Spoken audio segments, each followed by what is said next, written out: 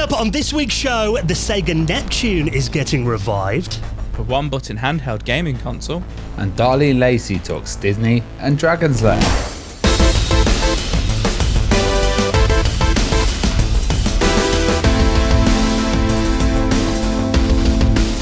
And the Retro Hour podcast is brought to you each and every Friday with our incredible mates at Bitmap Books. Now, have you seen The Art of the Box, celebrating the days when we walked into game shops and it was the cover art that really sold the game to us, featuring biographies of some legendary artists, Bob Wakelin, Steve Hendricks, Ken Macklin, and lots more, and spanning over a massive 564 pages. If you love classic video games, check out that and the rest of their retro gaming collection at bitmapbooks.com and use our code RH5 at checkout to save £5.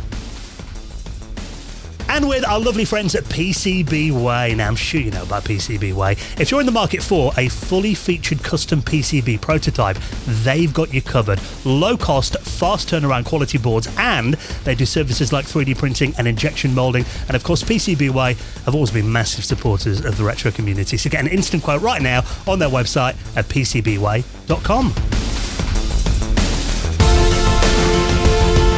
Hello and welcome to the Retro Hour podcast, episode number 435, your weekly dose of retro gaming and technology news with me, Dan Wood. Me, Ravi Abbott. And me, Joe Fox. And a very, very warm welcome to the podcast that every single Friday takes you back in time to the classic age of video games and, of course, brings you up to speed on what's been happening over the last 7 days in the wonderful world of retro gaming and technology, and brings you a veteran of the industry onto the podcast in the second half to tell us their story. And we've got another amazing guest for you this week. Before we do that, I'm hoping that this show's going to go all right. We're not going to drip any sweat into our mixers or anything like that. I know. That's a lovely image to start the podcast with, well, Dan. We don't do video, luckily, because I think that's probably a good thing, being that we are probably in our pants and vests right now, because it is very warm here in the UK, a bit of a heat wave going on. But that does mean that actually it's going to be nice weather this weekend, fingers crossed, for the big event, because I imagine a lot of people now are in the, hopefully, nicely air-conditioned vehicles, heading to Nottingham for Kickstart that is going to be on this weekend. So, you ready for it? Yeah, whilst this is coming out, I should be setting up the show. So, yes. It's going to be really interesting. We've sold out Saturday tickets, and if you don't have one, it's going to be tough to get one. So, we might have some last-minute cancellations on the door. But You've got a Discord, haven't you, for tickets? Yeah, and there's a ticket exchange on there as well. But also, like, after-party tickets, we're hitting about 200, so that's going to be a huge number of people there, and Sunday tickets are also available as well. So, yeah, check out After Party on Sunday, and also Kickstart is fully air conditioned as well. So beautiful, nice. That's a bit of a bonus. That's the thing. I mean, it is like 25 degrees here, and whenever I mention that on like Facebook, people abroad are like, another warmer country, like you whims. That's a cold winter's day here. We're not used to it though, are we? We're not used to anything. A tiny bit of snow and the whole country falls apart. What weather are we used to? Cloudy and rain, I think. It's been the last 8 months. Miserable rain. So, all roads lead to Nottingham for Ravi's massive Amiga event, Kickstart, that's going to be on this Saturday and Sunday. Last minute tickets. You can head to the website, amigashow.com, join the Discord on there as well for the ticket exchange if you'd like to come along. Fingers crossed we'll see a few of you there. Now, I did mention that, of course, we have got another brilliant guest on the podcast this week, and we're going to be talking about Dragon's Lair. You guys remember playing Dragon's Lair back in the day? I never played it back in the day, but when I went to Florida in 2017, we found an arcade that had a cabinet in there. Right. And I was like, I've got this. This is going to be well easy. And no, it wasn't well easy. I didn't make it very far at all, but really enjoyed playing it. And then I played it again at Arcade Club in Leeds. Yes. Obviously that had unlimited plays, because that's where you pay to get in, and then everything's unlimited. And I got a little bit further before I gave up with it. A notoriously difficult game, but graphically, absolutely stunning for its time. Yeah, it was an absolutely groundbreaking title. And this week we have Darlene Lacey on, and she was a game designer, creative writer, and narrative designer for AMS, who were Advanced Microcomputer Systems. And they did Dragon's Lair, but also Space Ace. Do you remember Space Ace? I've got that on the Philips CDI. Ah, yes, because it was another interactive title. But also she did one called Dog Eat Dog, and I don't know if you've heard about that. That was a a quite mature FMV, and it was all about the office environment and commercial world, and you had to kind of try to, put people off and take down your enemy. And it was a huge production. They had 20 actors in there, and they'd filmed 200 minutes of film before it got cancelled, which I'm sure there's going to be some I've never heard of that. Yeah, good stories about that title. And then she went on to become a game producer at the Walt Disney Company as well. So, of course, I'm sure you know about DuckTales on the NES, Joe. Oh, yeah, absolutely. Yeah, iconic. Yeah, she was a producer for that. Chip and Dale Rescue Rangers as well. Mickey's Runaway Zoo as well. So there's loads of titles that we're going to talk about, spanning from the kind of early Laserdisc films into Disney games. That makes sense that you went to work for Disney as well, because I always thought with like Dragon's Lair and Space Ace, they look like they could be Disney movies. Totally, yeah. They've got the same feel and the kind of same idea of a narrative and a storyline as well going on. Yeah, it's going to be a really interesting one, getting the story of those early AMS Laserdisc games, Dragon's Lair, Space Ace, and lots more as well, with our special guest, Darlene Lacey, who will be on the show in around half an hour from now. But you know the way the podcast works. First half an hour is when us nerds have a bit of a geek out about what's been happening in the world of retro from over the last week, and some more big news stories to sink our teeth into this week. And this one actually kind of nicely follows on from something we were talking about last week when we mentioned that there was a modder who basically tried to make his own Sega Neptune. Well, it turns out if you ever wanted a Sega Neptune on your desk, there has been some pretty big news from a Brazilian company. Now, for people that might not be familiar with the Neptune, Joe, give us a bit of background on it. Oh man, I always get completely confused with the different Sega planets and what they all are. So the Sega Neptune was a cancelled Sega console, which was going to be a Mega Drive with the 32X built in, which is what I was getting mixed up with the Sega Pluto last week. So the Neptune is the one, which is a Mega Drive with a built-in 32X. And Sega did show off the prototype of it. And I always thought it looked a little bit like the Mega Drive 2, but with a little bit more of I want to say sleeker, more angular look to it. A little bit like the 32X. So essentially, if you got a Sega Mega Drive version 2 and mixed it with a 32X, this is what you would get. I always kind of felt like that. But famously, because the 32X flopped, they cancelled this. They only ever made the prototype. And then they moved on to the Sega Saturn. And the rest is history. But yeah, interestingly, there is still a big Sega community in Brazil, which I'm sure a lot of people already know about with Tectoy, etc. But this is a completely different company, and I don't want to butcher their name, but they're making an FPGA-based Neptune clone console. I think they're called Games Care. Games Care, right, okay. Yeah. And interestingly, it is completely based on the prototype model of the Neptune in a nice silver case rather than a black one, so a little bit different. And it is going to include the Mega Drive slot, and it is going to be able to play 32X cartridges as well, which is really interesting. But it will also have an SD slot on there and also be compatible with Sega CD, which is really interesting. Well, this is an FPGA-based console as well. So, I mean, when I first heard about this, I thought, is it just going to be like a Raspberry Pi in there that does emulation or whatever? But no, this is like, FPGA, obviously, hardware simulation, I think is generally the best way to describe it, because if you mention the E word, everyone goes ape. When you're talking about FPGA, it's not. It's actually hardware that's simulating other hardware. Yeah. So it's generally a lot more compatible than using a software emulator, for example. Should be pretty much the same as the original. But yeah, it is interesting. So I think, obviously, there's always been a desire for cancelled systems, particularly stuff that's become collectible over time. Everyone would love to have a Sega Neptune on their desk. Although there are a few things that I think are bizarre design decisions from this. Now, you did mention there you got the SD card slot, which I think is great. Basically you can download all the games, play them on that. Makes complete sense in 2024 to have that, but also be able to play the original cartridges. I think that's really good. It's got Wi-Fi and an online store as well, apparently, so you can purchase games online, which is very good. You can apparently link it up to a proper Mega CD as well, so it will work with the Mega CD. The weird things for me are the fact that, firstly, it is silver, not black. I wonder why they've gone with that decision, because surely if you've always kind of craved one of these, you'd want it to kind of look as similar to the original prototype as possible. Yeah, you would have thought. Yeah, and to me, like, those classic Sega consoles, I mean, I know there were different colours in different parts of the world, like, maybe there's rights surrounding it. Maybe they can't do that. It could possibly be the case, but but I mean, it looks very similar otherwise, doesn't it? Yeah, that could be the reason why. But it's just for me, when I think of like that era of Sega, the Mega Drive, the Saturn, that kind of sleek black look. The CD. Yeah, on the CD as well. Yeah, I mean, they all look like that in that period, the early to mid 90s, before the Dreamcast came along, from Sega. So I think it is a bit of a shame that it doesn't look like the prototypes did. And also the video output as well. Apparently, it's going to just have HDMI 1080p.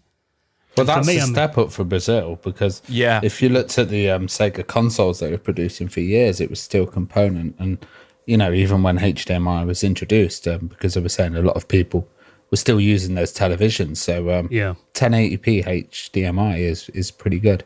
But personally, I'd want, that is, I think having that option there completely makes sense today. And I imagine a lot of people would use that. But I think there will also be a large selection of potential customers, me included, that would love some like RGB kind of output or SCART, to be able to connect it to a CRT, which, is obviously how those games were designed to be played on. They're meant to look like that back in the day. So I think I always prefer, and I'm definitely not alone in this, playing my consoles on CRT displays, my retro systems. So yeah, I think that is a bit of a shame that it doesn't have that kind of analog output as well. From what I can see. It could have, it's an FPGA, so updatable firmware and CRT filters and all of that kind of stuff could come to it. I've never heard of this company Gamescare though before. No, I mean, obviously we did. I mean, we actually did a whole episode with Tectoy, didn't we? Who famously kind of make, Sega clones and I think they've kind of stopped doing that now. Right. But they were doing that for a long time because they had the publishing rights in Brazil, and they could kind of produce companies because Brazil was like a separate economy basically. Yeah, I mean, that's the thing. I'm not sure we'll ever get a release of this outside of Brazil. So me kind of complaining that it doesn't have the the traditional Sega multi-port out is probably completely irrelevant, because I've got no chance of ever getting my hands on one of these anyway. But I mean, they might pop up on eBay for, I'm sure, a very inflated price. But I think it's a cool idea though, and obviously they think there is enough of a market there to sell them. I mean, I've got a 32X. Never got around to getting it working properly. I've got like some bad flicker on it. I've tried stripping it down and stuff as well. But to be fair, there's not really a huge library of 32X games that interest me now. Yeah. Is there anything you've ever played with, Jokes? And obviously, you're a big Mega Drive fan. Have you ever been interested in the 32X? I want one just because of, Sega, Mega Drive, etc. But obviously, they're very expensive now. My friend had one when we were teenagers. He got it dead cheap. He bought it from Game Station, and it came in a shoebox. And I think he bought it for 20 quid with a bunch of games.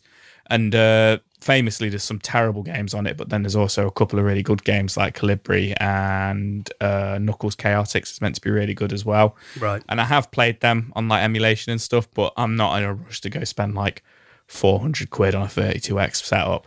But yeah, this is the GF1 Neptune. I don't know if we mentioned it, but I'm interested to see if any like YouTubers like Stop Skeletons from Fighting managed to get their hands on this and kind of tear it apart, see if they play the entire kind of 32X library on it and see if it's all compatible, etc. If there's any issues. And there is, on, like they say, it's going to be compatible with the Sega CD, and I can see from the pictures here, that they've mocked up, it does have it's the exact same kind of like slot that you take off the side of the Mega Drive and the expansion port, the expansion port. So it's all there, ready to go. I'm just interested to see how it would, actually plugging in original Sega C hardware. I know it simulates the hardware, but just the compatibility of it. Like I'm not clued up with this stuff, but that just sounds like it'd be really difficult to get it working. But if that's what they're doing, I trust that it'll work. Well, it looks like they've done a console before, which is the Neo Geo consoleized MVS Gamescare version that they're selling on their site. So, it looks like they've got a little history of it. Yeah, I think with FPGA, I think I'm a lot more confident that this will be more compatible than software emulation. And it's good to see it's got the original connectors for the controllers on the front as well. It's not like USB or anything like that. It just plugs into the original Mega Drive controllers. It's got the D9 connectors on there. So interesting device. And I think for me, like I said, I'm not all that interested in the 32X library, but I think the appeal for me would be finally having a long lost cancelled prototype in my collection, albeit like a clone of it. But I think that will be the appeal. So for me, if it had that, the analog output, and they made it black, I think that would be much more interesting for me, but very cool to see it. And like you said, Joe, look forward to seeing some videos of this, hopefully at some point soon. So if you want to read more about that, I'll link that up in this week's show notes. Now, I'm always a bit of a sucker for a new Nintendo Switch game, particularly this time of year when, we're all traveling around and everything. The Switch is great to bring on the road with us. And we did mention, there are so many fighting game collections coming out recently. Mm-hmm. And one of the biggest ones ever, the Marvel vs. Capcom Arcade Classics Collection. 7 of them are coming to the Nintendo Switch. This is a big one for me, boys. So I am a massive Marvel vs. Capcom fan. And I was actually moaning when we covered that Arcade 1-Up had done a cabinet for Marvel vs. Capcom, and how expensive it was and stuff like that. And then recently, I've been obsessed with the X-Men animated cartoon, which is obviously Marvel. And I went down this huge rabbit hole of kind of going through all the X-Men versus Street Fighter, Marvel vs. Capcom games, and kind of the legacy of it and where it all kind of started and where it got to a point where I've already got a few of them in my collection, but started wanting to buy some of these classic games, on the Dreamcast and the PlayStation and Sega Saturn and stuff, and realizing they're not very cheap games, some of them in the £100 region. To then remember that I actually had Marvel vs. Capcom 2, which was like the ultimate one, for Xbox 360. And this was about a month ago. So I was like, oh, you know what? I'm going to go download that from my games library. And it said that it had been removed from the store, and I could no longer download it, which really annoyed me. But I was like, well, that's weird. Like X-Men's huge at the moment, and that's part of this legacy and everything. It all makes sense now. So they have announced this week, as you say, the Marvel vs. Capcom Fighting Collection Arcade Classics, which should be coming out in Q4 of 2024. And it doesn't give us every single game because it doesn't give us the more modern 3D ones, but it gives us all the 2D Marvel vs. Capcom games, starting with X-Men Children of the Atom, Marvel Superheroes, X-Men vs. Street Fighter, Marvel Superheroes vs. Street Fighter, and then Marvel vs. Capcom, and then Marvel vs. Capcom 2.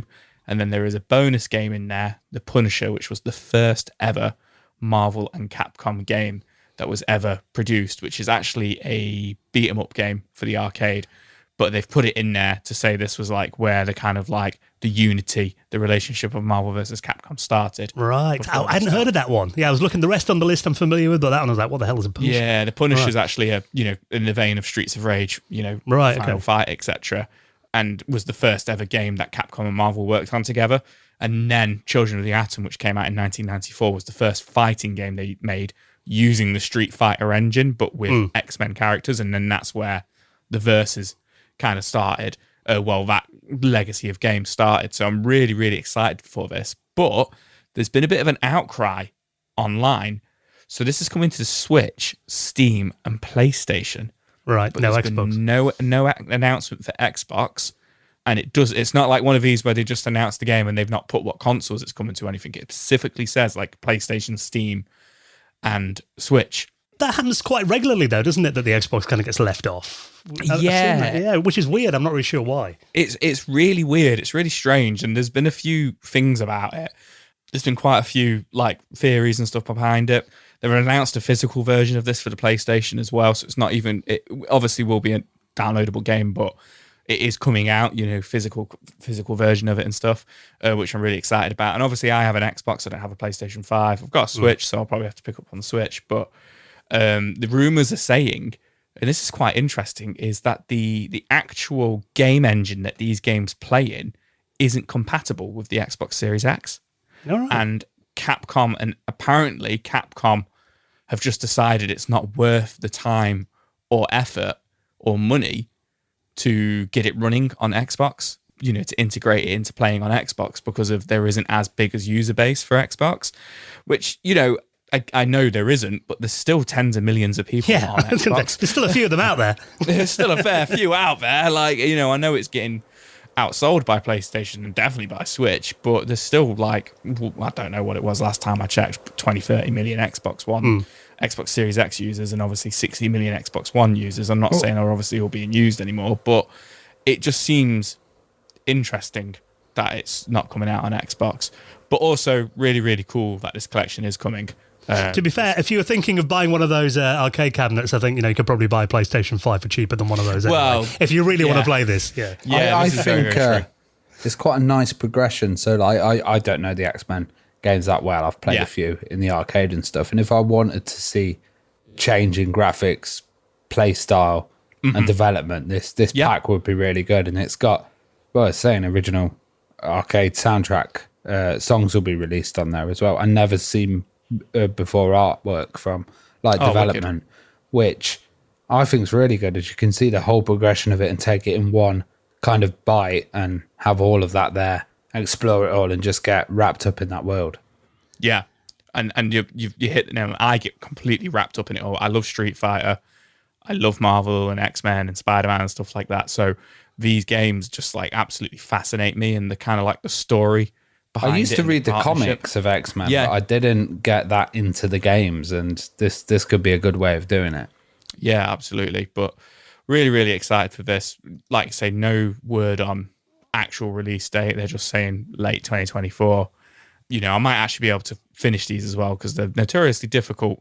And obviously, you'll have save states and stuff on modern consoles with these. But who knows? Maybe the Xbox version will get announced after the outcry.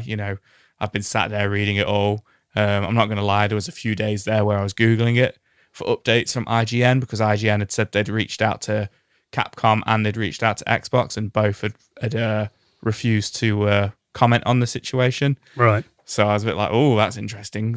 Maybe it is coming. I don't know. But I'm just more impressed they've actually managed to get all the licensing worked out to release this, because that must have been a nightmare. Well, yeah, because I started Googling when I was like, oh, where's my Marvel vs. Capcom 2 gone off, my games library.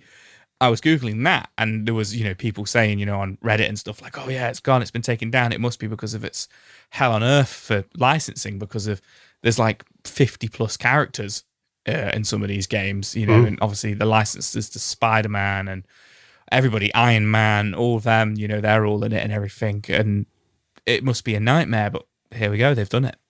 Yeah.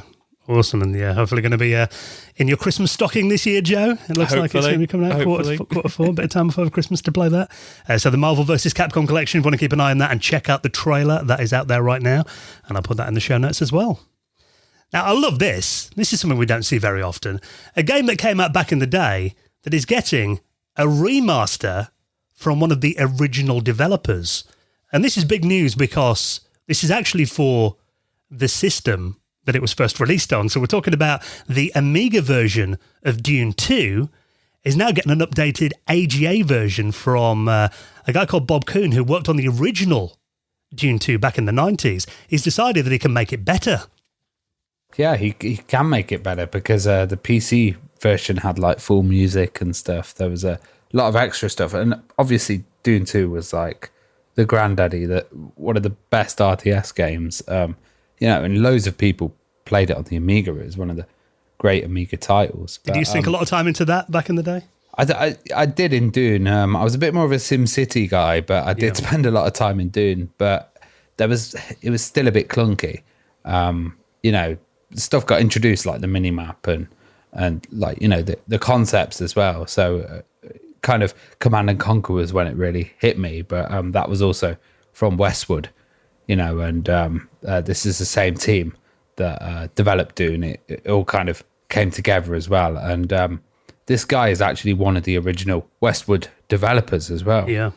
And really cool to see him actually taking a step back and redoing the Amiga version. Because I remember when games like Theme Park came out for the PC and they had video intros and they were always a bit more, usually because of the chip RAM limitation with the Amiga and what people had, kind of the certain amount of megabytes that were available. And a lot of Amiga games had to be playable off floppy, didn't they? Because all PC users had hard disk, but a lot of Amiga users didn't. Yeah, or CD-ROMs as well later on. And I think this is really nice that it's going to get cleaned up. Going for AGA as well, which hopefully you could do some impressive tricks with now. I'm wondering if he'd do an accelerated Amiga version. Yeah. And, if that's going to run a lot smoother. And I think it's kind of nice that he is going back to the original one. But I do worry a bit about rights, but I'm sure this guy's a smart guy, putting it online and being able to do it and redo it, especially having worked for Westwood. I'm sure he's aware of all of that kind of stuff. You think he knows the right people, fingers crossed. Yeah, definitely. But yeah, I mean, it says, originally that the Amiga game, it had a lot of disk swapping, which, when it got to that era of the Amiga, when games kind of, when it was on 2 discs, it was all right. When they kind of got to 3, 4, 5 and beyond, if you didn't have an external drive, it could be a bit of a nightmare. And he said, the animations from the DOS version would chop down the soundtracks as well. Some of the speech was taken out as well. Yeah. So he's basically saying now he wants to make Dune 2 for the Amiga the way it was meant to be and put right everything that went wrong with it. And like you said, going to be an AJ-specific version of it, fingers crossed as well. So if you want to support that, he's not selling the game, but he said if you join him on Patreon, you can pledge your support there. So his Patreon members will be able to get to play it. So if you want to check that out, I think it's really interesting to see, and obviously very well timed with Dune being huge again these days. Yeah. I think it's perfectly timed, and also... the fact that he's doing it for the Amiga. So when I first read that headline, I thought, they must be doing it for the PC or something. But the fact that you're going to be able to play this on your Amiga 1200, an improved version of the game you played as a kid, I think that's awesome, especially coming from one of the original devs. So if you want to check that out, I'll put that in the show notes as well. A bit of Dune loving. Now, we do like to cover these weird little handheld consoles. These seem to be coming out quite regularly. This one could be possibly the smallest one we've ever seen, and maybe the most limited as well, but I must admit, I do quite like the look of this. This is a 1-button handheld console. Why? Yep. If you have to ask why, Joe, then... and you didn't have a Tamagotchi. Yeah, well, it's smaller than a Tamagotchi. It's tiny. It's about the size of... I think it maybe even about a packet of Tic Tacs, maybe. No, it's smaller than that. I'd say about the same size as a Switch cartridge. Yeah, or like an SD card or something. An SD card. Yeah. It is absolutely tiny. It's great for Dan. There's only one button on it, so he can play it. Oh, then again, they actually demo Flappy Bird playing on this, which is a solid game. It's a really difficult game to play. You have to think of those kind of 1-button titles, don't you? Like Flappy Bird's a great one. Yeah, that's what can't think of any other ones. So this is by a YouTuber called The Wrench, who puts this together in a really, really interesting video. It's a DIY fidget device, he describes it as, or a teeny tiny gaming console with only 1 button. And it's quite in-depth, but it's not too kind of like, geek talk. I understood what he was doing, etc., which was nice. Joe-friendly. But yeah, it's so small. It's got a 0.38 inch screen by 0.27 inches. But most interestingly, it is actually an OLED screen. Yeah. So it's in super high definition still. And like you monochrome say, though, isn't it? Black and white screen. Black and white monochrome. I don't think he had room for colour. But interestingly, like you say, he did choose Flappy Bird as the game of choice for a 1-button game that he was thinking of to play on there. And it's definitely more of a novelty than anything else. But yeah, I would say it's probably about the same size as a Tamagotchi screen. Yeah. To kind of put it into perspective. It would be easy to sneak into prison, wouldn't it? Well, yeah, that's true. I won't ask where, Ravi. But yeah, I mean, again, it is one of these things that you said, Joe, why? But I think it's just because you can. You know what I mean? Yeah. It's awesome that you can basically make a games console these days out of such tiny components. I can imagine this could be like a nightmare for a classroom. Yeah. Well, you work in a school, Ravi. You can imagine the kids all getting over these. Kind of playing with those, yeah. I mean, it is quite cool that you could, they do mention in this article on Retro Dodo a few ideas that you could put it on, your keychain, for example, or you could wear it on a necklace if you have a bit of gaming on the go. Yeah. Maybe an earring. could work like that. Maybe if just someone's really always fidgety and distracted, got some ADHD, you sit them down with this and it might calm them down a bit. That could have little benefits, Yeah, I think the fact that he called it... Get bored after a while unless you can flash new games and then maybe get into programming yourself. Well, I think the fact that he calls it a fidget device, I mean, it is kind of that, isn't it? Just something to keep your hands busy, I suppose. Yeah. So, and it looks like all the parts are very affordable as well. So if we're going to get all the files for it as well, he's actually made them all available to his YouTube channel members. So if we're going to get hold of those, I'll link that up in the show notes as well. Check out that video. It looks really cool. Now, there's one story before we hop into our interview with this week's special guest, Darlene Lacey, on the way in just a minute. We're talking about strategy games, and I know you're big fans of games like Roller Coaster Tycoon, and you love SimCity back in the day, Ravi, as well. Well, this is a new game that looks right up your street. This is a game called Car Park Capital. If I didn't hate car parks so much, I probably enjoyed this. The graphics look absolutely fantastic. It looks like...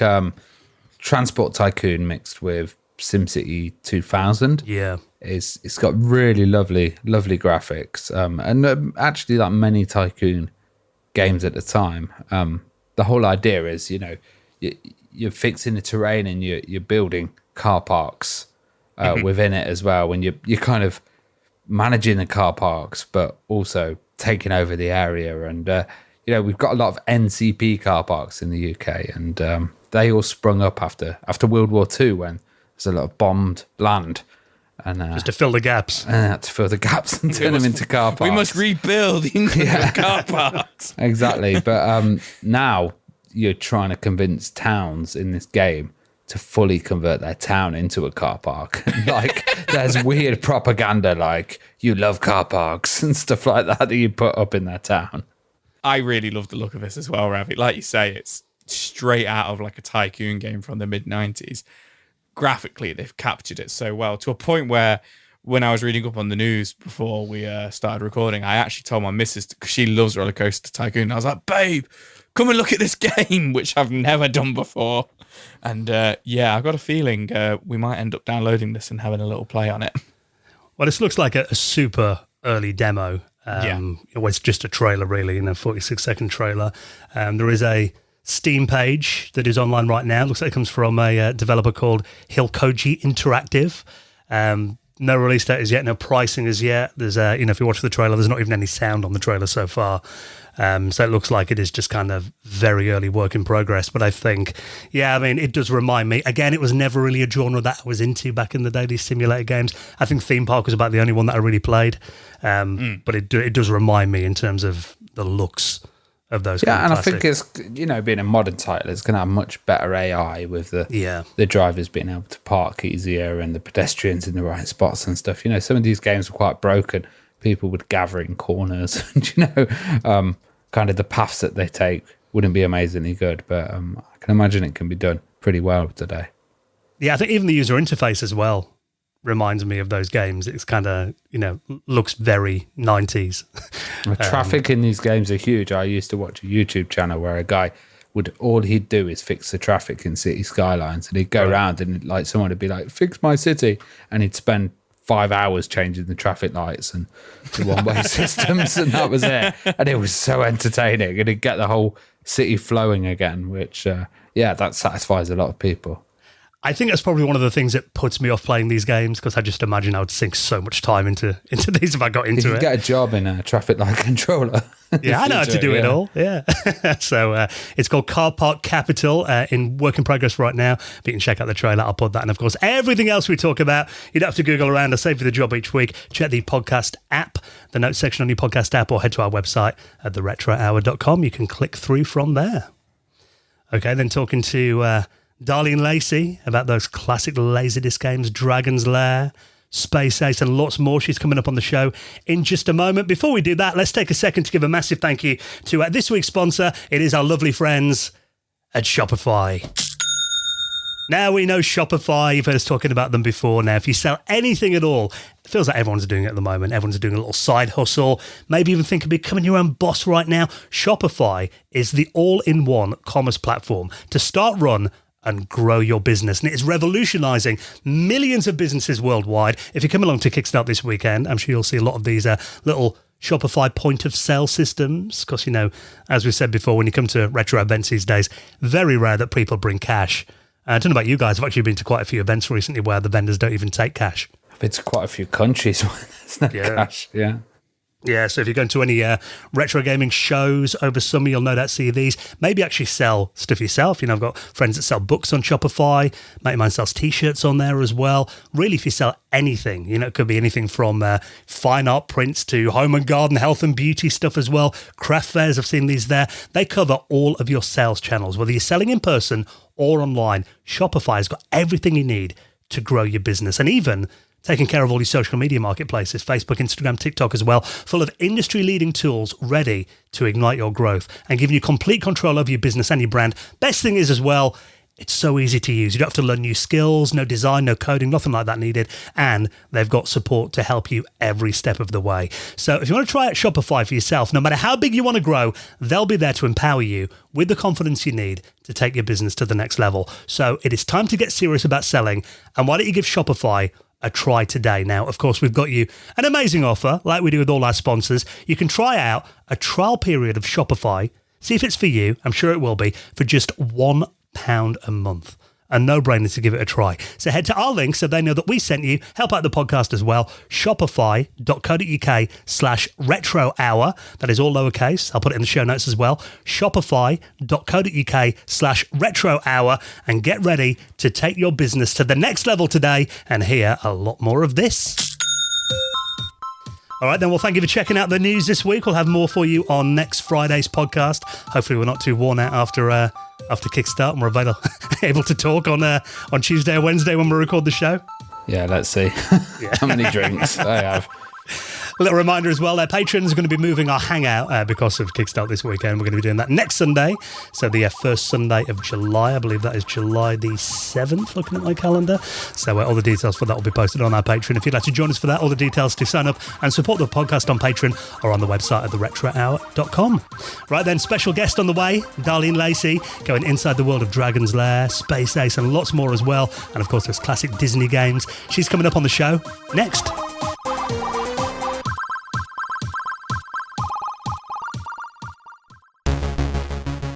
You're listening to the Retro Hour podcast, and we're here today with Darlene Lacey. And she was a game designer, creative writer, and narrative designer at AMS, which was Advanced Microcomputer Systems. You know, they're famous for Dragon's Lair, Space Ace. What an absolutely amazing title that was. And she also worked for the Walt Disney Company. So there's some amazing stories there, and stories about Dog Eat Dog as well, which is a really interesting cancelled FMV game that we're going to talk about. First of all, how are you doing, Darlene? I'm doing fine. Thank you for having me on the show. It's such a pleasure. Oh, it's great to have you here. And, we have this question that we ask every single guest when they come on. What was your first video gaming experience? Well, I know you have a lot of old timers here, right? Because it is the Retro Hour, but so this will date me, but it would be back in 1976 with the Coleco Telstar system. You know, the original one with the two little knobs and playing Pong. And a friend of mine, her father brought it home, I think, for Christmas. And we were like, wow, look at this thing. We'd heard about it, but had never had any experience with it. And it took a little while for him to get it hooked up, but we were all just astounded by it. It was so cool. And I have to say, these minimal games, I don't know if, computer gaming ever really needed to get any better because they were so much fun. Really captured your imagination, I bet, playing that for the first time. Yeah, it did. Well, speaking of which, actually capturing your imagination, did you do a lot of story writing when you were growing up? Yeah, I did. I've always written. I'm still writing. I do a lot of things, but I think primarily people think of me as a writer. And when I was young, I was really fascinated by, I don't know how familiar you would be with them, but the TV movies of the week that would tell these lurid stories of, people with, demonic possession and other kinds of things like that. And that really caught my imagination. And so when I was young, I would write these lurid stories, about teenage girls that are getting caught up in murder mysteries and things like that. And so I was always writing stories and always hoped to be a writer. But as I was getting older, it seemed like, the main pathway, at least in terms of education, was to become an English teacher, which I did not want to do. I never wanted to be a teacher. So I wound up going into broadcasting as a college degree to sort of hedge my bets career-wise. But I was really thrilled that I did get to pursue my interest as a writer as an adult. And I do want to add to that, too, since we're talking about games. I was also really interested and fascinated with games when I was young. I think the very first game I remember playing was Concentration with cards, which of course is something that translates well to the computer. And also the Game of Life, that board game really had a huge influence on me, I think, as a game designer, because it had this whole kind of, simulation really of life. And it had its 3-dimensional board with the spinner, and the way that you would add your family to the cars and all of that was very interactive. And in fact, I designed a board game, when I think I was in grade school, that was based on the Game of Life, and somehow talked my parents into mailing it to Milton Bradley. Oh, wow. But apparently they weren't interested in it. But that was my start with designing games. And I saw years later you were involved with the PlayStation version of Game of Life as well. That's so right. Yeah, it kind of came full circle. I was wondering, were you ever into any of those choose your own adventure ones, or any kind of text adventure computer games? Not really. I think the first time I saw one was when I started to work at AMS. And I remember it was Zork, I believe. I remember playing some of that, just these text-based adventure games, which wound up being something that I became a huge fan of. But when I first started to play, I was very frustrated by sort of the tricky nature of the game. I felt that there was a little bit of just, you had to figure it out. Just some of the puzzles and obstacles felt a little perverse to me, which I am not against as a game designer, but it sort of inspired me to create games that were a little bit more like life is a game, and how do you solve puzzles in real life, and sort of drawing upon that as inspiration. Well, you were kind of hanging with a group of creatives as well, and in an area of technology. And I was wondering what their kind of approach was like compared to a lot of coders that, designed and made games back then. Yeah, it was really a different world when I was starting off in game design, because, we used to all joke that none of us grew up expecting to be game designers, because it wasn't really a thing. Very few people were designing computer games, and we all fell into it because of some creative interest or another, I think primarily writing. And so, when we'd come up with games and just, create ideas, they're often very story-based or inspired by cinema or by music, things like that. It wasn't so much that games inspired us to design games, because even though they were an influence, they were still really just in the beginning stages. And we had a lot of other strong influences creatively growing up. So, I think it created a really great creative dynamic in the offices that I worked in when I was young, where we would just bring in ideas from all kinds of directions. And it was very stimulating. And I think it's one of the reasons why you didn't see some of the game designers, great designers that I knew in the early days, really stick with it in the industry. And in fact, I sort of dropped in and out of it, doing different things as well, because it became more about, hey, let's take this existing game and let's do something better with it. Like, let's improve the video, or let's make it faster, or just things like that. Let's just improve an existing game. Whereas I think most of us wanted to create completely unique and new games. And so there was a lot of that creative energy at the time. So how did you end up at Advanced Microcomputer Systems then? And what did you know about the company before you joined? How did you hear about them? Well, I really knew nothing about them. Well, maybe a little bit, I could say. So what happened was I really kind of stumbled into it. I was probably at that time, I was either 21 or just turned 22. So I was young and I was still just in the middle of getting through college. And I was really one of these young people that didn't have any great career plan. I wanted to be creative. I wanted to do something that, inspired me. But, you looked at careers and it all seemed like a lot of drudgery.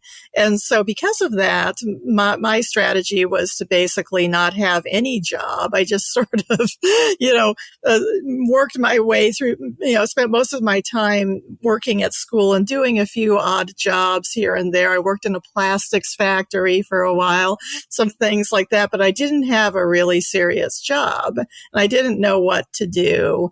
And so my group of friends at school, we were all brought together through a poetry class, and we all loved to write. And one of my fellow poets got this job. He saw a posting at the nearby at the job board at the nearby college, Cal Poly Pomona. Whereas it turned out a lot of people from AMS, they came from Cal Poly Pomona, and they hired him to be a creative writer, writing interactive fiction for this home system that they were developing. And they were looking for more writers. And so he suggested that I go there with my friend Donna as well and interview.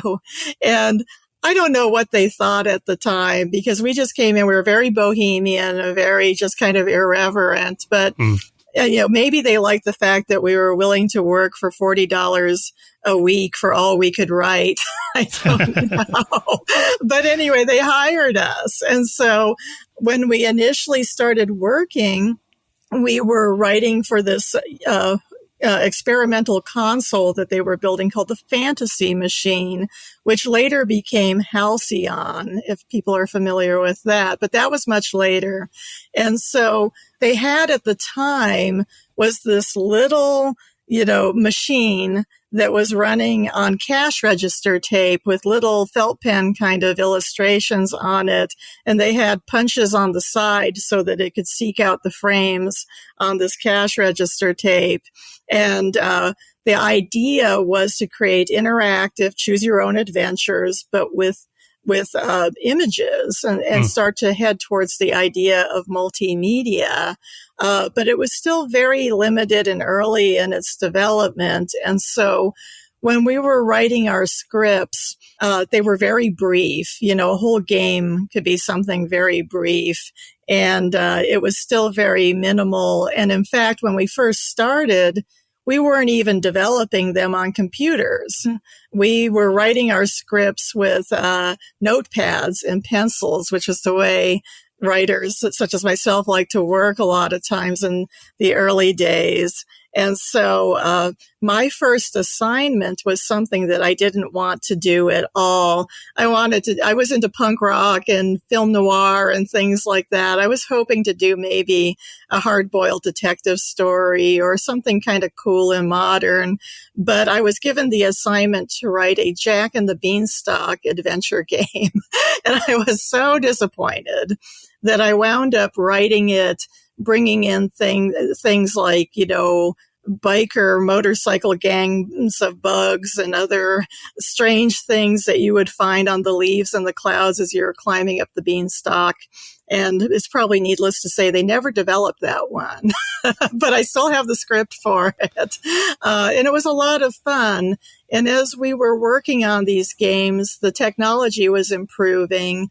They were starting to look into doing it with these more like video cassettes and, bringing more of the multimedia into it as we went along. And so after a while working there, I really caught the bug for game design and kind of stuck with it for the rest of my life. Do you remember the first time that you saw like a Laserdisc and, the visuals from there?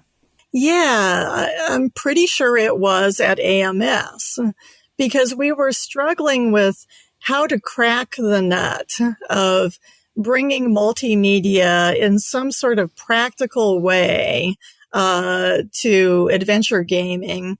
And I believe it was Marty Folger at AMS who walked in with a laser disc and said, I was thinking that this might be a solution to our problems. And I don't remember what he had, but I do remember early on also seeing that game Astron Belt. We went to an arcade to look at that and getting some ideas from that. And as soon as we decided that we were going to move forward with Laserdisc, then we started to bring in anything that we could get to look at it, and had the Pioneer players there. I later bought one of my own, but they were very impressive. I still love the Laserdisc technology. I love seeing them as well in stores when they basically look like a cross between compact discs and vinyl records, didn't they? They were really, the artwork looked amazing on them because it was so big. Yeah, they were really cool. I mean, it's sort of a lost technology, right? But I think one of the things that was so neat about them, which goes back to, vinyl records, was the size. Yeah. Because even though, as we know, as technology progresses, everything gets smaller, but there's something to be said for holding that substantive thing in your hands and being able to have a really nice design on the jacket and just have something that you really can bond to. Yeah, like a work of art. Yeah, 100%. Yes. Well, let's get into the game that most people probably know AMS for, of course, the legendary Dragon's Lair. And I heard that game took around 6 months to make. So what do you remember about, starting to work on that game and how it initially got started and how it changed during those 6 months from start to end? Well, it was really kind of a do or die project because AMS, they were having trouble really continuing with the development of the Fantasy Machine. The price point was just too high for it to make it a viable commercial, home platform at that point. And so we were looking for other ways to kind of salvage the spirit of what we were doing. And I wasn't that involved on the, executive level with it, but somehow or another, Rick Dyer and Don Bluth got together with the idea that we could potentially create an arcade game version of what we had been doing, and that if that succeeded, that could generate the revenue to help fund further development of the Fantasy Machine. And so it was a very tight deadline. It was a very tight budget for something as ambitious as it was. And so we all had to scramble very quickly and sort of shift gears from what we were doing. And the idea was to take a little bit of really the leading title that we had for the Fantasy Machine was called The Lost Woods, which later became Thayer's Quest with the Halcyon unit. And, but it was this sort of, medieval fantasy. And so we thought that that was probably our strongest suit for a type of title, that might catch the interest of people at the arcade. And so, we had to figure out really quickly how we were going to design this game, but we had some background in it because we were already working on creating interactive stories using these film strips. And so, we were faced with this really sort of daunting and unique challenge of whatever it is you're going to design, you have to commit to it because it's going to be animated. It's going to be, printed to film. It's going to be printed on the Laserdisc, burned to the Laserdisc. So it had better work. And so when we looked at the challenge with this, especially with an arcade game, because, normally with an arcade game, you have so many options, right? You can go anywhere. You can do anything. But with this, we had to break the world down into these little video segments and we had to connect them up, and we couldn't have infinite or a huge number of branching options. And so we had to create something very tightly designed. So we set to work with these tight designs with these vignettes that we all know from Dragon's Lair. And the art department storyboarded them. And we figured out to say, okay, let's say like it's Dirk and the burning ropes, the swinging ropes. He's going to start here. The ropes are going to swing like this. And when the ropes reach a certain angle and distance from Dirk, this is the time where he can jump and he can successfully swing on the rope. And if he doesn't hit this window of frames, then he's going to fall or what have you, or just not catch the ropes. And so we meticulously storyboarded all these scenes and scenarios, and then we took them to Don Bluth Studios. Oh, and then also I should add, because you're asking about how things changed. Yeah. Originally, we thought that our hero, he was going to be a guy named Rolf, and Rolf was going to be sort of your typical ass-kicking action hero kind of guy. And so we took all these ideas and these storyboards to Don Bluth Studios, and he looked them over, and he came back with Dirk the Daring, which surprised us because, Dirk looked a little bit like a doofus, right? Yeah. And we were surprised by that, really. But in hindsight, obviously, Dirk the Daring was a good idea. And then I'm not sure where Princess Daphne came into it, but we were also surprised by her because she was much sexier than anything that we had been envisioning. So he was really in charge of the characters and sort of taking it and turning it into this cartoon movie kind of experience. And he set forth with making all these beautiful locations and scenes and everything. But what really surprised us, and keep in mind too, we were on this breakneck development cycle, was that he looked at our very static, tight storyboards and said, well, this is very boring from a, cinematography kind of point of view. And so he made all these cuts, camera angle cuts. And he also changed our backgrounds to include doorways and passages that we had nothing scripted for. And we didn't have any time to develop all kinds of new scenes and cutaways for the design where Dirk could go through that doorway, And so we found ourselves with something much more beautiful than we were picturing, but also with a lot of gaps in it, in terms of what you could do interactively.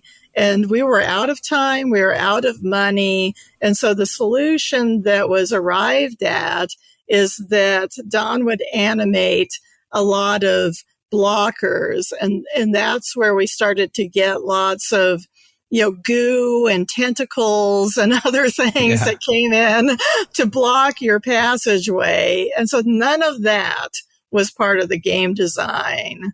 And I should probably add too, because you'll probably wonder about it, the flipped scenes. That was also because we looked at it and we said, oh, shoot, we don't have enough footage here to really make a long game. And so the solution was to flip the scenes. And unfortunately, in some cases, with everything being mirrored, like ye old whirlpools, the text got flipped and reversed. But there was nothing we could do about it. It was what it was. But if anybody's wondering why the design was a little kind of strange, that was a lot that had to do with it. Well, I was wondering what the relationship was like then, because it was Rick Dyer Industries and Don Bluth Studios, and like how important was their background, and what was it like working with the two studios and the two guys? Well, it was really stimulating, because we came in as the game design experts, even though, of course, we had no experience making a Laserdisc game. And Don Bluth came in as the animation and character and story expert, even though we were writers. And so, and then of course we had Cinematronics down in San Diego as the cabinet makers and the technology, and all three really had to work together. But it was really cool because suddenly we had, a professional animation studio working with us. And that's the sort of thing that, today with, gaming studios, they probably wouldn't think much of it. But for us, it was like, wow, we've hit the big time with this. And it was really cool to go into the Don Bluth studios and see the rotoscoping that they were using and other techniques like that. That was totally new to us. And I think those were probably some of the earliest or first times that those techniques were used for computer games. And of course, we were able to do something visually that was really unparalleled. And so it was exciting to see all that come together. It was a great kind of transition. And I was wondering how the studio kept costs low at the time as well. I'm not sure about the animation. I know we had a very tight budget when it came to the animation. And I know they worked around the clock with it. I think limiting the scenes and flipping the scenes was a major part of it. And really, AMS, we were a very kind of, low cost kind of studio. Like, I think people would have a hard time if they work in the industry today to imagine what it was like back then. Even when I was at Disney, we just had these skeleton crews. We had a couple of artists. We had, a handful of writers, game designers. We had a handful of programmers, and then, just a smattering of staff here and there. And most of us were college students. And so I think, Rick Dyer was able to keep costs down from that perspective as well, because we were all just working our way through college, but he had a lot of really talented people there. So it all worked out with that kind of, budget. But I think you'd have a hard time doing that today. What about the sound recording as well? Because I know there was a lot of, voice samples in there and stuff. Yeah, I think all the sound, it's a little hard for me to remember that. I think it was done by Don Bluth. At AMS, we had this attic that was always being repurposed for one purpose or another. And Rick put in a sound studio up there that we were using for the Lost Woods and our other projects. And so that was something new as we were starting to, delve into multimedia. But it was kind of funny because it was in the attic, and so it had this very low ceiling. And so some of our, staff were very tall people, and we would all have to crouch and get into it. It felt like, some sort of old woman in the shoe kind of studio. So that was, my personal experience with sound recording at the time. Well, I remember seeing Dragon's Lair in the arcade back in the 80s, and when I saw that game for the first time, it looked like something from the future, because every other game around was like 8-bit or maybe even 16-bit sprite-based games. Seeing Dragon's Lair, I wasn't aware that video games could look like that. So do you remember seeing the kids' reaction to the arcade when it first entered the arcades? I do. I mean, it was incredible. And I won't lie to you, like when we were play testing the game, we were going to make it a 50-cent, a pop game. And it was so hard to play, right?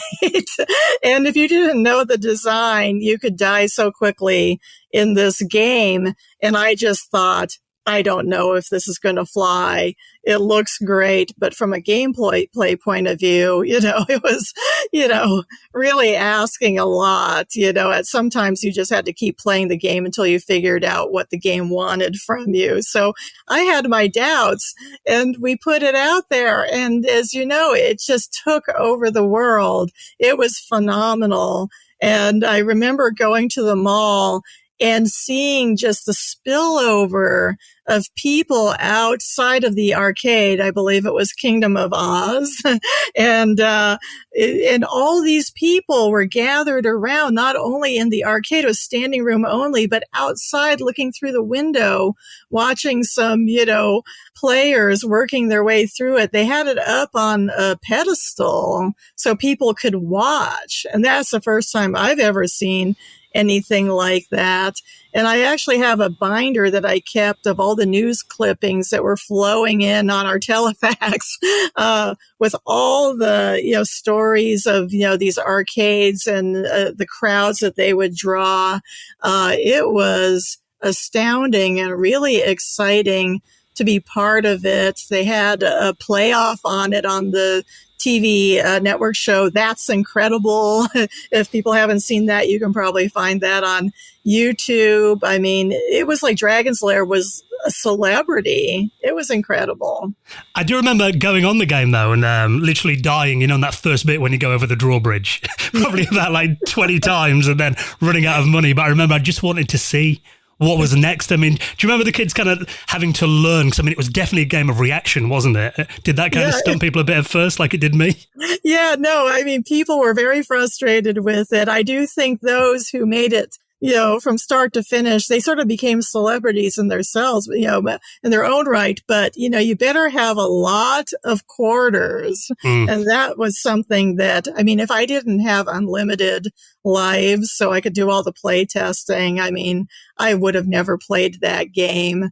But also I created a design to show how you could jump around from frame to frame if anyone wanted to program it to win the game. So I knew the game like the back of my hand, but only because not only was I part of the design team, but because I could play it infinitely. You could probably go into the arcade and impress a lot of kids doing that. Yeah.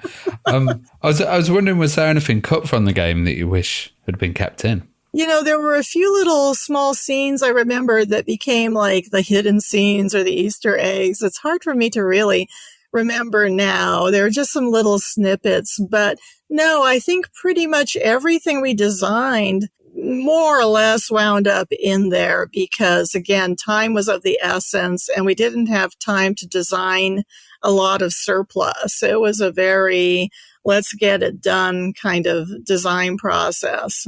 And did you enjoy going into that kind of sci-fi theme away from fantasy with Space Ace? Yeah, I think in general, that's something that I'm more drawn to.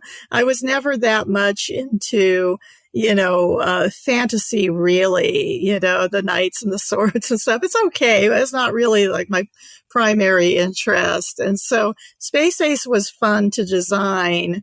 At that time, I think, a lot of people were kind of coming and going at AMS because there was a lot of opportunity. We had designed the first games.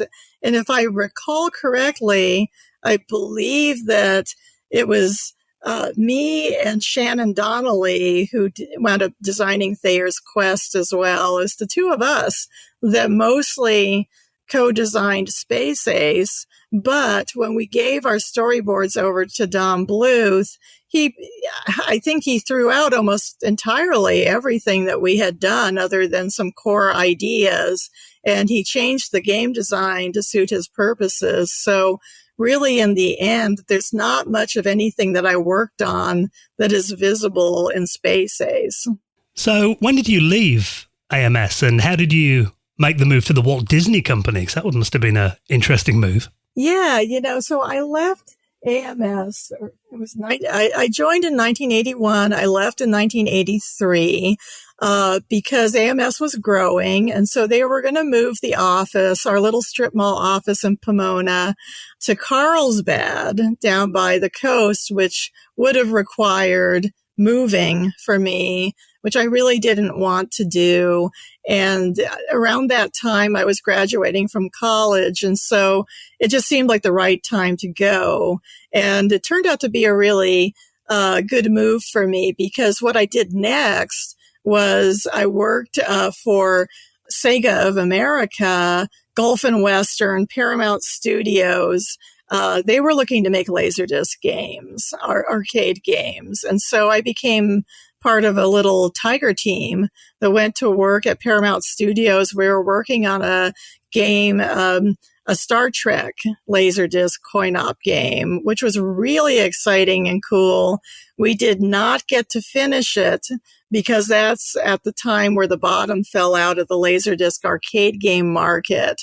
So that was really disappointing, but I was able to do a lot more design-wise and really being tapped in with the studio than we had access to at the time at AMS. And after that, I worked on some CDI game designs and other things like that. I was really, kind of in the genre of early multimedia.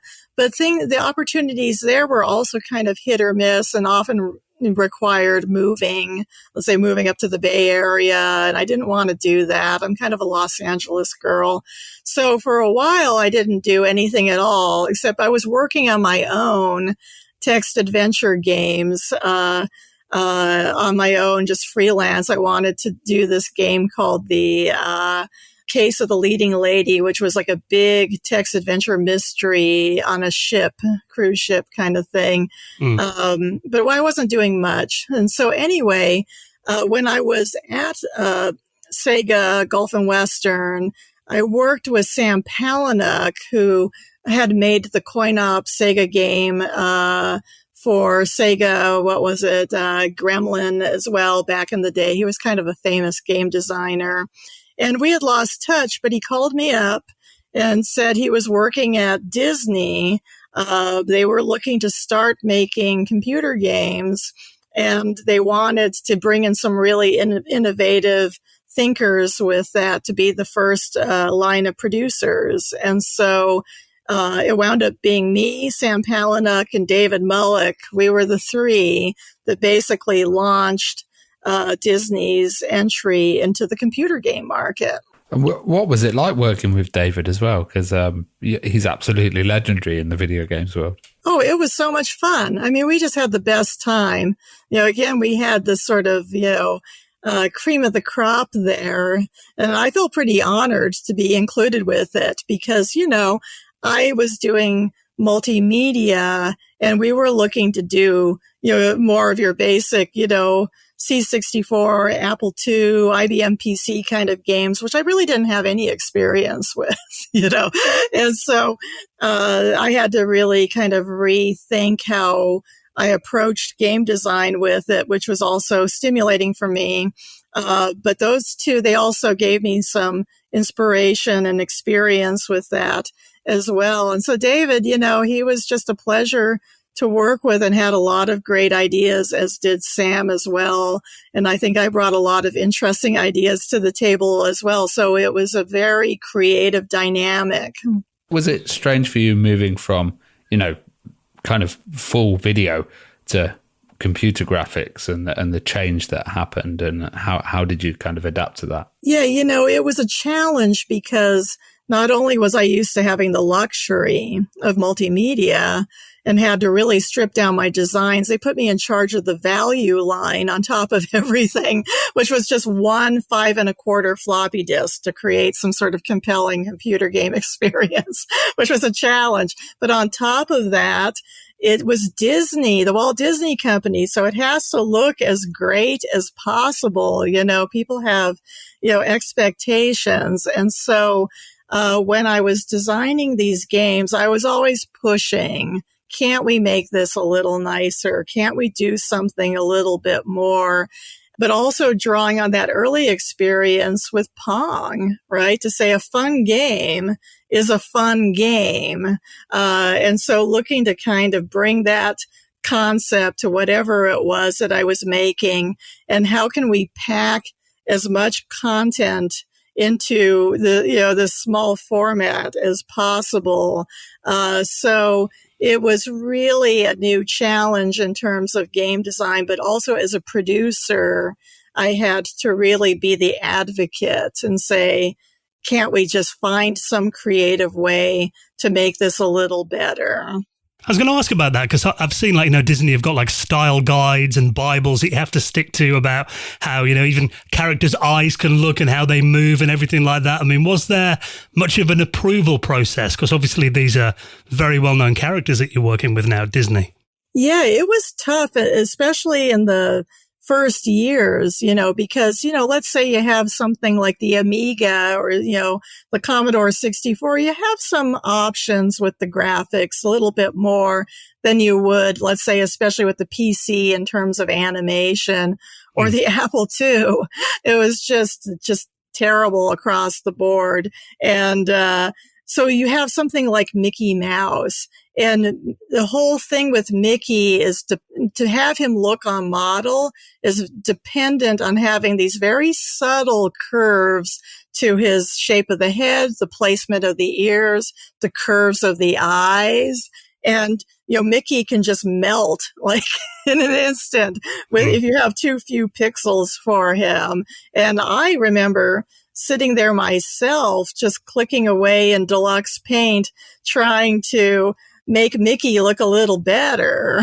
It's like, here, let me take a go at it, because often you had programmers in charge of the graphics, and programmers often didn't have the fine look at it. They're like, oh, well, this is good enough. It's like, well, I don't think it is, because it's never going to get approved by Disney's creative services. And we would have these packets that we could work with line art for the characters and all the style guides. But again, no blame on anybody, because you reduce it down to a few chunky pixels, or just even with the colors, it's very hard to make the characters look good. But I will say this, I think we did accomplish a lot using those limited palettes and pixels. It just took a lot of trial and effort to make them look as good as they did. So Donald's Alphabet Chase was converted to systems with, lesser graphic options and stuff like the ZX Spectrum, and you had the Amstrad versions as well, and also the Commodore 64. How was it kind of porting all of these, and did you have any involvement with that process? Yeah, I had to look at all of them and approve the specs. I think the way we went about it was we came up with the gold standard design and said, this is the best it's going to look. And then we would look at the ports and say, okay, what compromises do we have to make for this one? And sometimes we would change the design a little bit to work around limitations. We did a lot of handcrafting from port to port to make sure things looked as good as they did. I don't know if Disney's creative services looked at each and every port. I think they understood that sometimes it is what it is. But I did. And I would go through, I actually did a lot of handwork myself, even though as a producer, I didn't have to do that because I was just trying to make things as good as they could be. For example, on another one of those preschool games, Goofy's Railway Chase, I didn't get that right. Goofy's Colors and Shapes, I think it was called. I can't remember now. In any event, I wrote the theme song and digitized it and did some things like that to brighten it up as much as I could. So I was very hands-on with every port. It's interesting you mentioned then about the educational aspect of it as well. I mean, did Disney see that as being important, that games were educating their audience? Yeah, they did. We had a couple of, as we would call swim lanes today, but we didn't back then, for Disney software. We had the educational component of it, and we were particularly working on the early learners in preschool, which was an interesting design challenge in itself. And then we were looking at the core Disney branded kind of games, Dick Tracy and things like that, Roger Rabbit, DuckTales, obviously with the Nintendo games people are familiar with, using the licensed properties. But then we also developed our Buena Vista software label. And I was kind of a driving force with that because I wanted to create new IP for Disney. My feeling was, why not? We're creatives.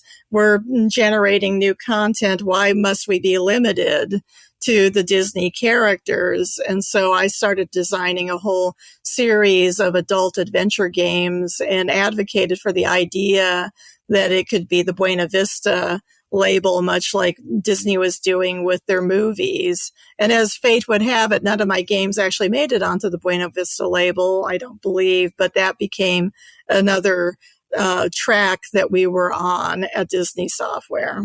Well, before we get into that, we'll get into DuckTales, which was an absolutely stunning game and had a lot of attention to detail as well. What was it like working on this title? DuckTales was really an easy title to work on. It was really a pleasure. I've talked about it a lot online, but just for anyone who doesn't know, David Mullock was the original producer on it. And he did a lot of the footwork getting it started. And I think somewhere around midstream, he was moving over to do some other titles that needed more of his attention. And so I was asked to finish it. And so by the time I received it, a lot of really great things were already in place. You know, the game mechanic, the worlds, a lot of the music, some of it still changed, but it was well underway. And so I came in to really kind of give it the spit and polish at the end. You know, probably my most notable changes involved the dialogue, which needed a lot of work. You know, when you talk about characters being on model, it's not just how they look or how they move, but it's also how they speak. So I pretty much rewrote the dialogue and adjusted it to make it fit well within the tiny little text window constraints that we had on the NES system at the time. And then also gave more guidance in terms of certain things that were like a little off model, you know, things that, you know, Scrooge McDuck, you know, wouldn't necessarily collect, or things, yeah, just like the props and the sprites that they were using, making them more on brand. Probably really my biggest contribution is the infamous ending to DuckTales, which had ended with Scrooge McDuck, you know, making a proclamation about the most important thing in life. You know, talking to Huey, Dewey, and Louie is dream and friends, and that has that sort of a cult following in itself. do you still get a lot of interaction from DuckTales fans as well? I do. People love that game. And, you know, people talk about Dream and Friends. There's like a website, dreamandfriends.com. And, you know, I loved it so much because it was so heartfelt, but I felt like it really wasn't capturing the spirit or the language of Scrooge McDuck. So it pained me, but I rewrote it and created the new ending to it, which I think was the right decision, but it was a hard decision to make. Well, obviously that game was published by Capcom. So what was the relationship with Disney and Capcom like? Oh, it was really positive. It was a great relationship. And, you know, keep in mind at the time, we didn't really have email or any easy way to communicate with each other. So there was a lot of DHL, FedEx going on with the carts going back and forth. And so, you know, and a lot of correspondence. And so I would write up notes and send them off, usually, I believe, fax it to them. And then they would send a new EEPROM to put in the cart, and then I could play test it. I mean, really, it was kind of me and them. You know, back in the day, we didn't have a lot of testers, game testers. And so I would get the cart, I would play it through, thank goodness again for unlimited lives, type up a bunch of notes, send it off to them. And they seemed really appreciative of the thought that I was putting into it and the concise level of changes. You know, some producers, they start to dream a lot and make a lot of big changes.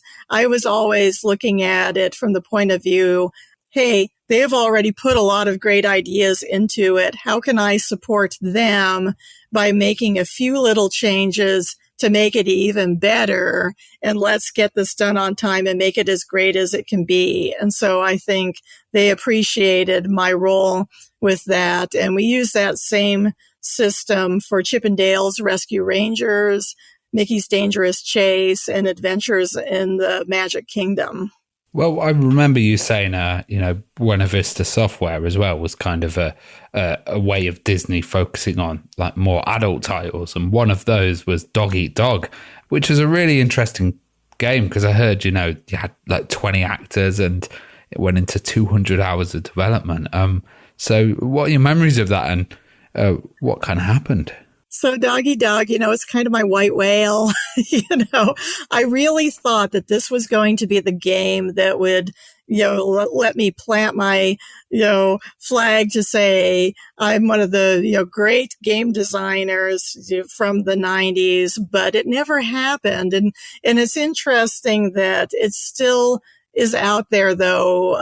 There's a lot of interest in it because it was such a progressive game, and maybe someday we will finish it. I do own the rights to it.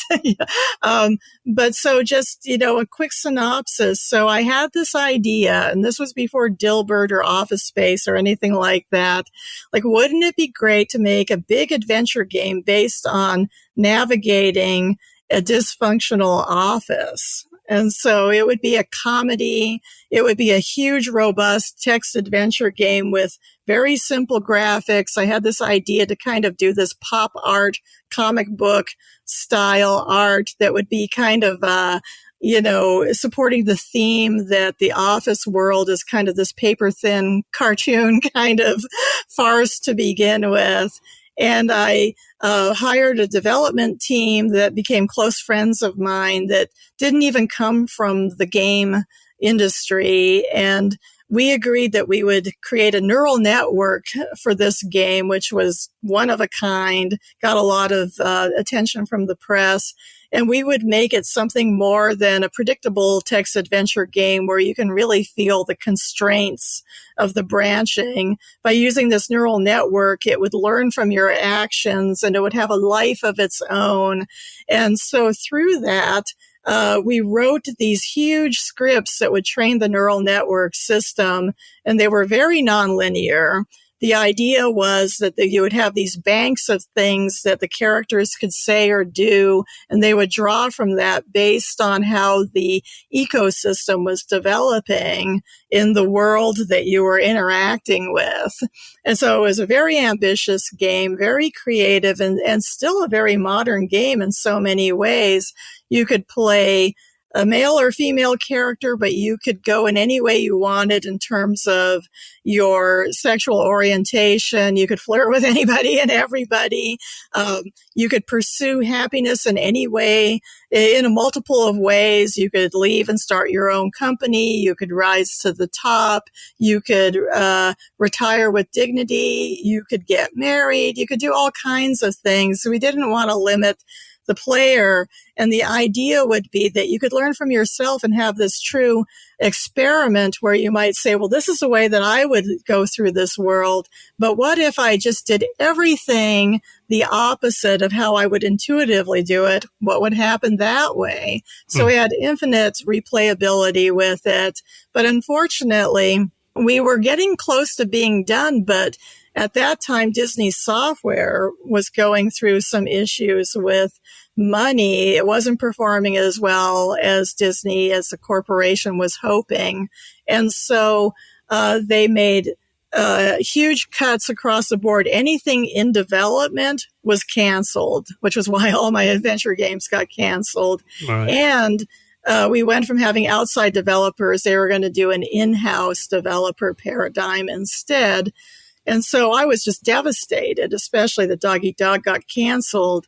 And so we had a lot of CinemaWare people, ex-CinemaWare people working on it. And through that connection, we were almost instantaneously able to sell the property to Trilobyte, which was these ex-CinemaWare people. And they were very interested in it and looking to flesh out their new portfolio with something that was almost done and was innovative. And so we came in just to finish the game with Trilobyte. But unfortunately, they soon realized, or at least they felt, that if it didn't have full motion video, which they were becoming famous for, then they couldn't publish it. And so they asked us to redesign the game for full motion video, which was kind of a catastrophe because our whole design was based on the idea that we could have these enormous free floating scripts. And we were sort of back to Dragon's Lair. Yeah. Right? Full circle. If we had known that, we would have designed it completely differently. And so we all gamely worked to create a sort of, so like a TV pilot kind of idea that it would be a series.